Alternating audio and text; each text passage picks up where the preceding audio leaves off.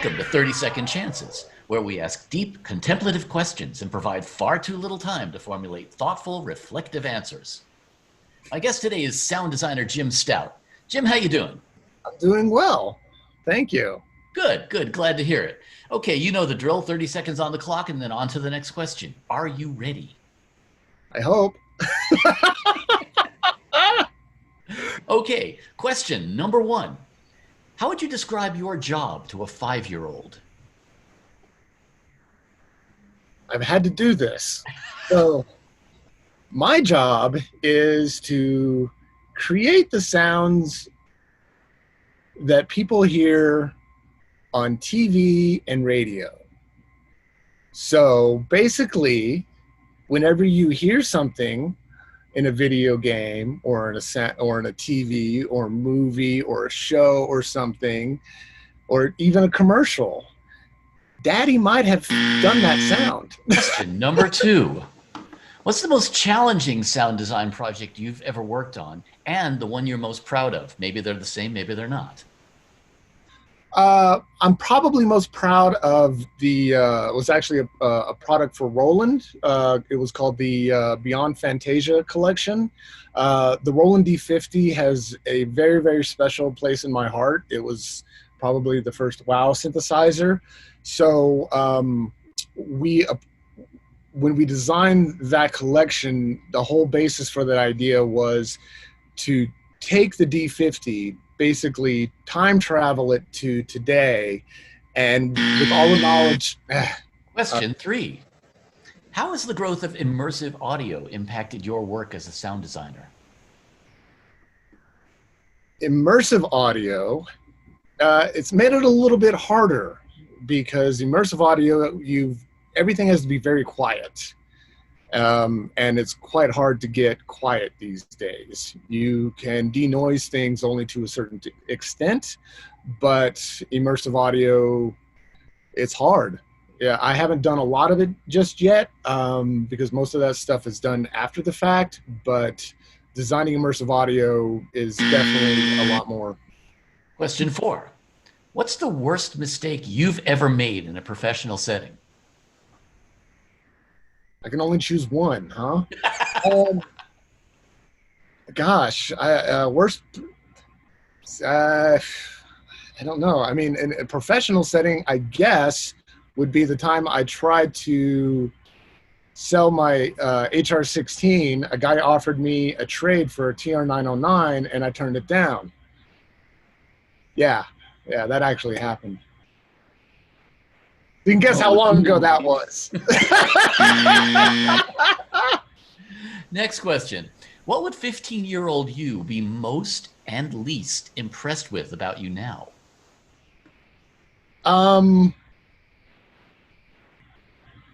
Gosh, 15-year-old me. I think he'd be most impressed that I'm still doing what I wanted to do when I was 15. At the same time, I'm still doing the same thing that I was doing when I was 15. It's a little different now, isn't it? I make money at it now. You're at least getting paid now, right? That's the difference. Okay, next question. If you could have one weird and or semi-useless superpower, what would it be? Weird and semi-useless superpower. Gosh. If I had a superpower, I would love to be able to convert my thoughts to digital.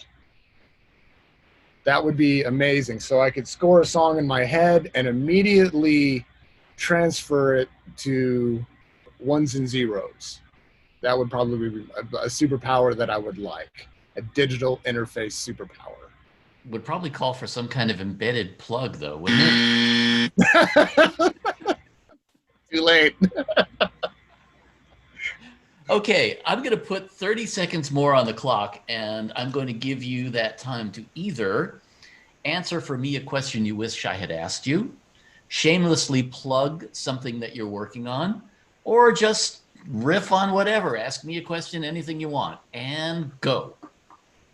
Okay, option anxiety. That's the best part. Yeah. Okay. What is your all-time favorite synthesizer and why? The Roland Juno 106, because it was the second synth I had ever owned. And I used it on so many recordings that I can't even remember how many. And I only recently donated it to the to EMEAP, the Electronic Preservation Society. I can't remember what that's called. Um, electronic, what does EMEAP stand for? I don't even remember, but it's a museum essentially. And they had Keith Emerson's modular as well as about 40,000 other vintage synths. And I was out there touring the place and they did not have a Juno 106. Wow. Yeah. And I was so shocked at that. And I thought, everything I have is virtual and in the cloud at this point anyway. So, you know what? I'm going to donate this to you guys. Yeah, the Cloud 106 is so good that I don't even bother. I mean, it was funny. I had a Juno 106 for probably 20 years, and I got it as payment from that guitar, from the keyboard place that I was programming samples for. So it came in the door. Somebody traded it in, and I said, "Hey, I really want this." And they said, "Okay, well, we can either pay you or you can have this keyboard." And I was like, "I'll take the keyboard." And that's where I got my Juno 106. It was mint condition for years, and then and then I sold it maybe around 2010 or so, just because I was moving, and it was like one more thing, and I hadn't touched it in years, and I was so heavy in the V synths and everything else that I was just like, I don't need it, and I still don't really need it, but it's I've got it back in the cloud now, and it's perfect. And the good thing about the ones in the cloud is they don't need to be recapped, and you actually have recall. You have recall, but you can also change the condition on them. So you can make it sound like an old crappy Juno 106 or make it sound like a brand new one. So cool. When you turn it crappy, it's, some of the voice chips start to get kind of weird and whatnot. So you can capture that authentic sound. But, when you do one-to-one, yeah, you're not going to sell a million more records because you used a real Juno 106. Well, and that we could get into a long philosophical conversation there about all that stuff. But yes.